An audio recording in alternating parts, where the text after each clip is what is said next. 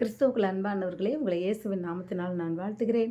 இந்த கிறிஸ்துமஸ் கொண்டாடுகின்ற இந்த நாளில் உலகத்தில் உள்ள இருளை நீக்குவதற்கு, வெளிச்சமாக்குவதற்கு, அதாவது இருளில் உள்ள ஜனங்கள் பெரிய வெளிச்சத்தை கண்டார்கள் என்ற வார்த்தையின்படி ஜீவ ஒளியாய் அவர் வந்தார். இந்த கிறிஸ்துமஸ் கொண்டாடுகின்ற நேரத்தில் உங்கள் உள்ளத்தில் அந்த ஜீவ ஒளி இருக்கிறாரா? நம் மனதில் உள்ள இருள் நம்மை விட்டு அகன்று விட்டதா? இருள் என்பது எதை குறிக்கிறது என்றால் பாவத்தை குறிக்கிறது. ஒரு திருடன் இருந்தால் இருட்டுக்குள்ளே தான் திருடுவான். பகல் வருவானா? யாருமே இல்லாத நேரம் இருட்டில் திருடுவான். அப்போது இருள் என்பது தவறு செய்கிற, பாவம் செய்கிற ஒரு நிலைமையை குறிக்கிறது. அப்போது இந்த பாவத்தில் வாழ்ந்திருக்கிற ஜனங்கள் ஒரு வெளிச்சத்தை கண்டார்கள், அந்த ஜீவ ஒளியை கண்டார்கள். அப்போது கிறிஸ்மஸ் நம்ம நிறைய வருஷங்கள் கொண்டாடிக்கிட்டே இருக்கோம்.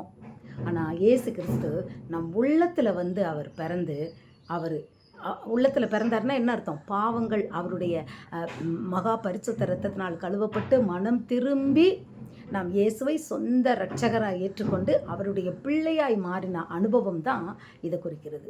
அப்போ நம்ம இருளில் நடக்க மாட்டோம், வெளிச்சத்தில் நடப்போம். எந்த வெளிச்சத்தில் நடப்போம்? வேதம் நமக்கு வெளிச்சமாய் மாறும். வேதம் நம் கண்களுக்கு தீபமும், கண்களுக்கு வெளிச்சமும், கால்களுக்கு தீபமுமாய் மாறும். அது அல்லாதபடிக்கு ஒரு சாதாரணமாய் கிறிஸ்மஸ் கொண்டாடுவது என்பது கிறிஸ்தவர்களுக்கு, ஆண்டவருடைய பிள்ளைகளுக்கு அது என்ன சொல்கிறதுன்னு எனக்கு தெரியல. உங்களை மாற்றுங்கள். இந்த வருடம் உங்களை நிச்சயமாக மாற்றுங்கள். எல்லாம் கிறிஸ்மஸ் கொண்டாடுவாங்க, புது ட்ரெஸ் போடுவாங்க, ஏழைங்களுக்கு கொடுப்பாங்க, எல்லாமே செய்வாங்க. ஆனால் அந்த ஜீவ ஒளி எப்பயுமே உள்ளத்தில் இருந்து நம்மை வழி நடத்துகின்றதற்கு தங்களை ஒப்பு கொடுக்க மாட்டாங்க. ஏன்னா அது ரொம்ப கஷ்டம்.